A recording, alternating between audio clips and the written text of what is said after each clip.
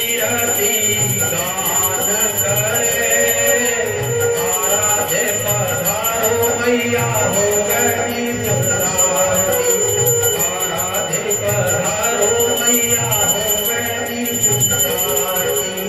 जल भर के देवर ज्योति हर हर ध्वजा गगन पहरे। नाद शंख धुन झाल मन गारा ढोल ढुले। आराधे पधारो मैया हो गई जलाती। कवि जन कीरति गान करे।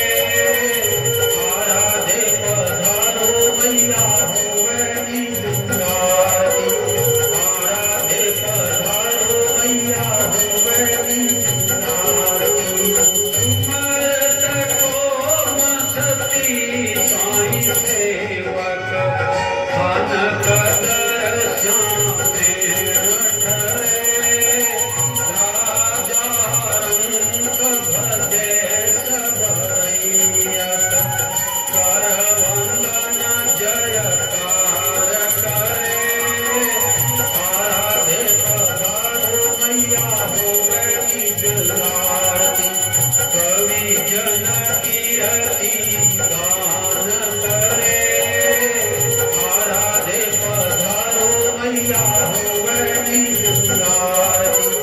आराधे पधारो मैया हो गई जलाती।